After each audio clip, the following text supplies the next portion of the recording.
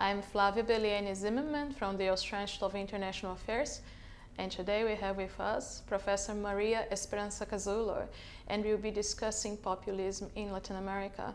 Thank you for being with us, Maria. Oh, thanks for inviting me. Maria, can you please explain to us what has been the experience of populism in Latin America? Well, I think that people that study populism from the Latin American context right now are in a unique position because the rest of the world is sort of discovering populism now in many ways. But of course, in Latin America, we have been living with populism movements and governments and presidents for the entire 20th century. And we have been thinking and writing on this topic for a long time. So I think that we have a lot to contribute to the global debate on populism. Of course, Latin American populism is a little bit different from the wave that we see now in Europe or in the US, because in Latin America, populism is more identified with leaders, and what a lot of the academic production on populism in Europe is around the idea of populist right-wing parties more than leaders. But even in the case of those parties, you can see that they are always embodied in certain particular figures, like Nigel Farage, like Salvini in Italy, Marine Le Pen in France. So one of the things I think that I am trying to say is that there is always a very strong personalistic element in populist processes, and that the figure of the leader and the way that the leader creates identifications and representation linkages with certain groups is perhaps the most important figure of populist leadership.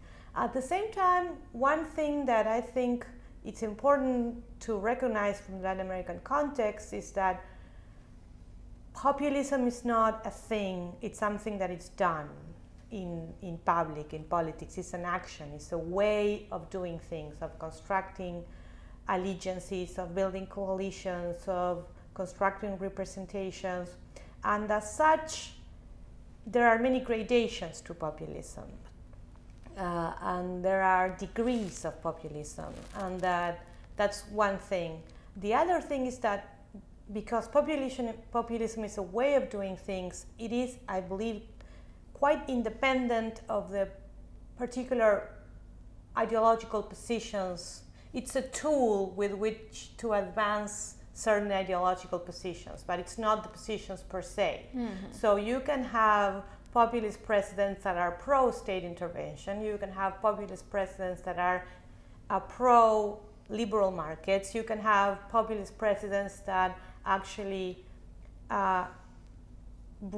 bring immigration, for example, or create sort of more open citizenship laws. You can have populist presidents that want to curtail immigration. And so it's important to keep this in mind when you want to do judgments about whether populism is good or bad per se. And also that populism really, even if you don't like it, it's a feature or it's a byproduct of democratic contemporary life.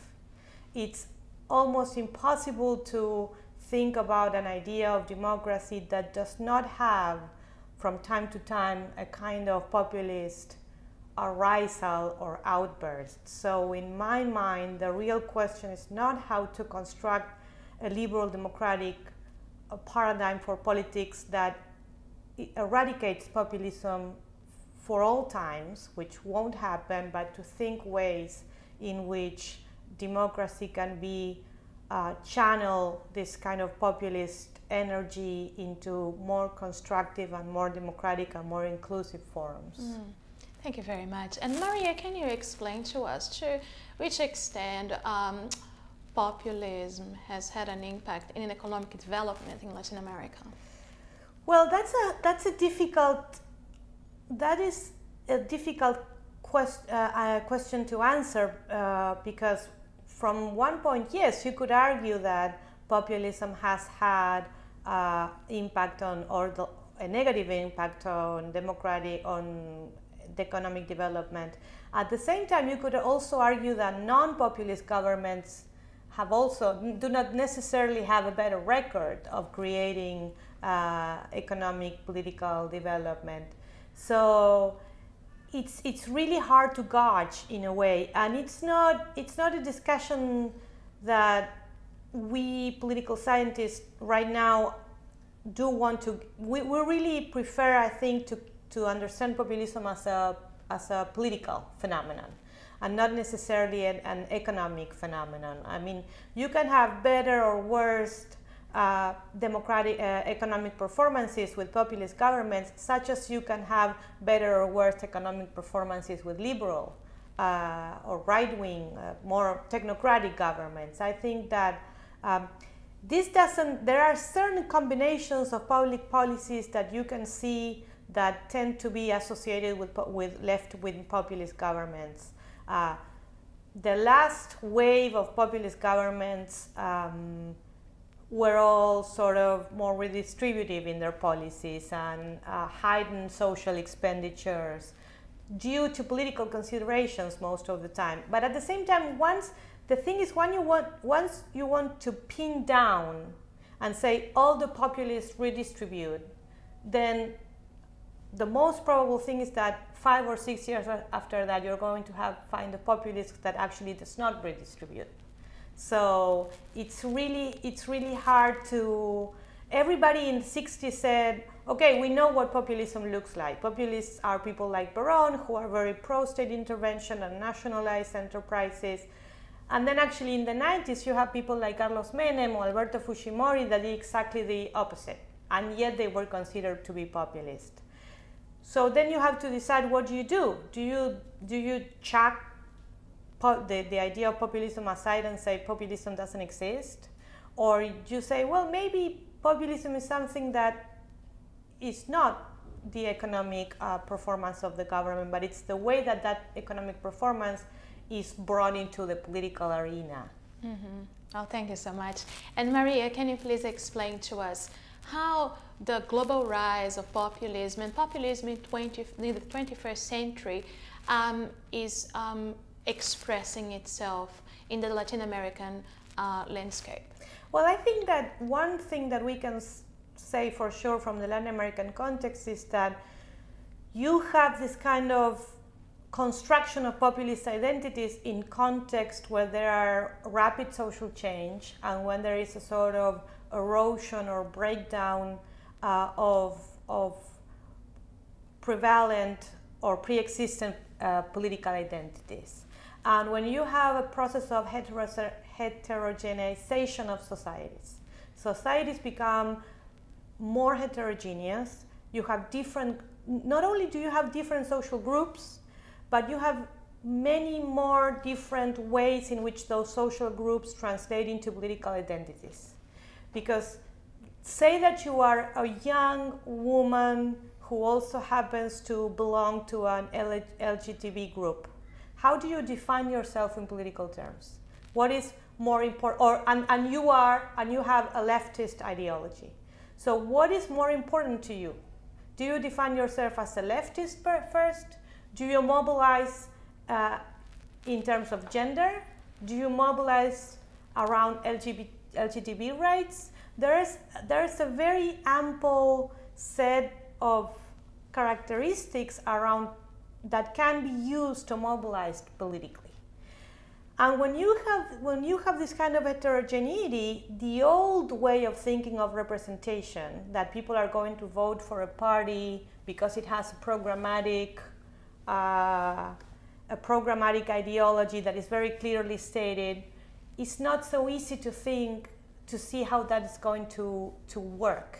Because the old idea of this kind of programmatic party assumed that society was sort of more simply divided. You had workers on one hand, you had middle class, you had business owners, and now you have all this variety.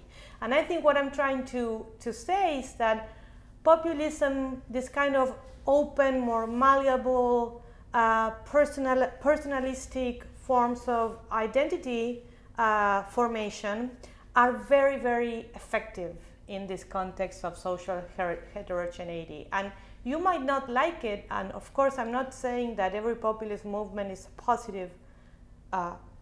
positive phenomenon in and on itself, but it's important, I think, to identify what the roots of this effectivity is. Thank you very much. And wrapping up our interview, please explain to us why the figure of the charismatic leadership has had a political environment in Latin America where it thrived. If you think about Perón and Vargas in Brazil, what is the political landscape in Latin America that historically always gave a platform for the charismatic leadership? Well, because you have societies, I mean, it's not by chance that you have Perón and Vargas in Brazil and Argentina, which were in the 30s and the 40s among the most rapidly industrializing countries in Latin America. So you have all this social change. You have people moving to the countries from the provinces to work in this to work as industrial labor, and you had a sort of breakdown of the old modes of identification.